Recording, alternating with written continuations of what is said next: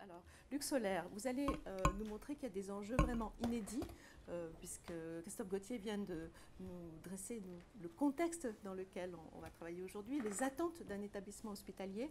Et là, vous allez nous projeter à la fois dans ce qui est une réalité aujourd'hui, mais dans ce qui va être demain, des enjeux de confiance et de sécurité que beaucoup d'entre nous, en tout cas moi la première, n'imaginaient pas encore. Merci pour la démonstration que vous allez nous faire. Merci. D'abord, je vous accueille de la part du professeur Maresco, qui est président de l'IRCAD et directeur de l'IHU.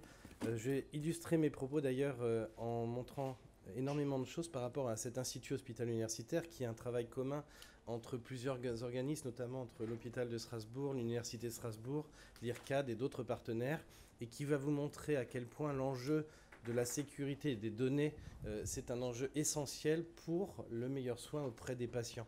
Si vous regardez en fait ce sur quoi nous travaillons aujourd'hui, on travaille sur un nouveau bloc, un bloc hybride qui va associer en même temps plusieurs technologies, celle des gastro-entérologues, celle des chirurgiens mini-invasifs et celle des radiologues. Et ce cumul passe par le fait que l'on va utiliser des données comme au cœur du système. Et ce cœur du système, vous allez le voir, peut changer énormément de choses.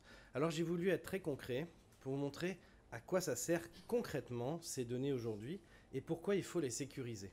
J'ai pris comme exemple le système Visible Patient qui a été développé par l'IRCAD et qui aujourd'hui est disponible pour tous. Ce système consiste pour un clinicien, pour un médecin, qui peut être d'ailleurs un médecin généraliste, et même pour un patient qui pourrait demander une modélisation, d'envoyer son image médicale, qui est une donnée numérique, dans un format qui est connu, qui est le format d'ICOM, à un service en ligne, qui est comme un laboratoire d'analyse de sang, mais qui va analyser la donnée image, et en retour, on va fournir une donnée nouvelle. Voilà un exemple très concret d'un patient qui avait été envoyé par un hôpital dont je ne pourrais pas dire le nom, qui avait besoin d'avoir une modélisation. L'analyse que l'on avait sur cette image, qu'avait l'équipe de radiologie et l'équipe de chirurgie, c'était cette tumeur ici que l'on voit, qui est un cholangiocarcinome et qui bouche les voies biliaires à droite et à gauche. La localisation de cette tumeur par rapport au repère anatomique standard est à droite dans le foie.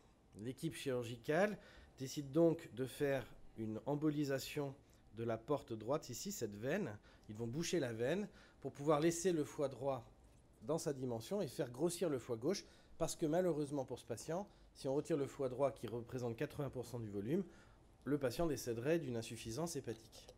Donc le choix, c'est de boucher cette veine, d'attendre 4 mois, entre 3 cures de chimiothérapie, et au bout de 4 mois, on retire le foie droit. Ça, c'est la donnée.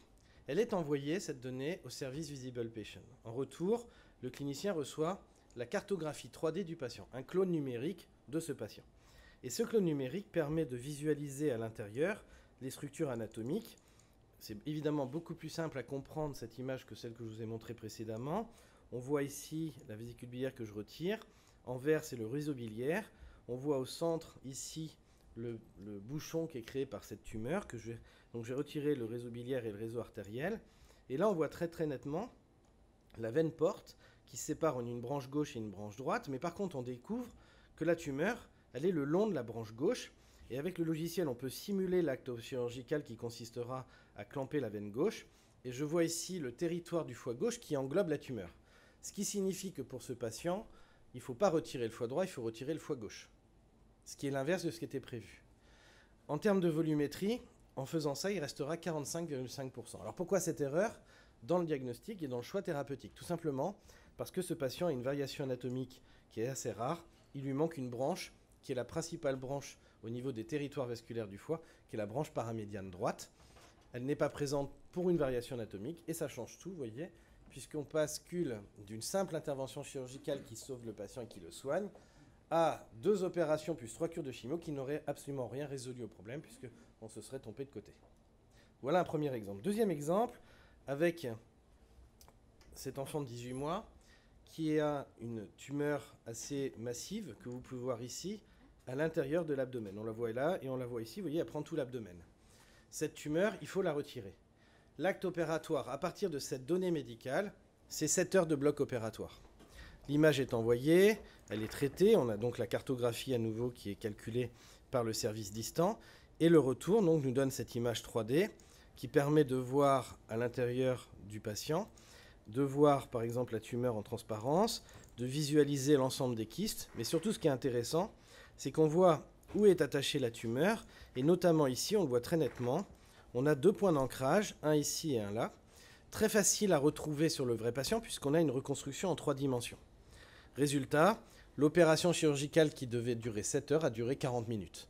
Et vous vous doutez bien que pour un enfant de 18 mois, ça change complètement la donne. Je ne parle même pas du problème économique. On voit aussi que c'est un intérêt économique évident, puisqu'un coût de reconstruction comme ça, c'est 700 €. 1 heure de bloc sécu, c'est 1 200 € en France. On a gagné plus de 6 heures. Vous voyez tout de suite l'intérêt que ça peut représenter sur le plan économique. Mais beaucoup plus important que le plan économique, le patient est soigné, guéri, avec moins de risque de morbidité post-opératoire.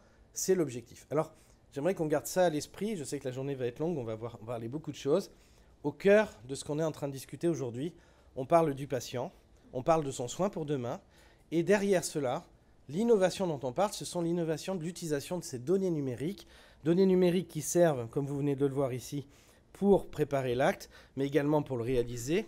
Les blocs hybrides qu'on est en train de développer dans le cadre de l'IHU sont des blocs qui vont être équipés d'imageurs, qui vont créer d'autres données encore plus nombreuses, et pour lesquelles il faudra là encore garantir leur intégrité et leur sécurité, parce que ces données vont servir non seulement à reconstruire, comme vous l'avez vu, le patient en 3D, mais également à guider le chirurgien dans son geste. C'est ce qu'on voit ici avec les premiers résultats des travaux menés au sein de l'IHU, où l'image pendant l'opération est réalisée, et grâce à cette image pendant l'opération, on va pouvoir combiner la modélisation 3D du patient, c'est-à-dire le clone numérique qu'on a vu avant l'opération, sur le patient pendant l'opération.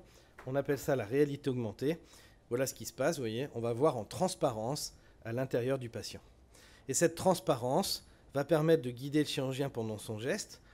Et évidemment, si vous avez une infraction sur ces données, si vous avez une modification de ces données, si vous avez un arrêt d'accès simplement à la donnée, ne serait-ce que ça, eh bien vous allez avoir un problème pendant l'opération, puisque cette image va être utilisée demain pour guider non seulement le geste d'un chirurgien, mais également pour guider le geste robotisé. C'est l'avenir.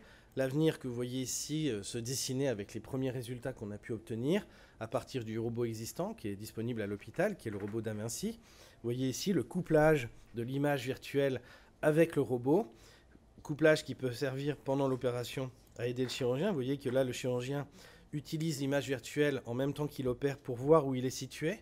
C'est une sorte de GPS pendant l'opération.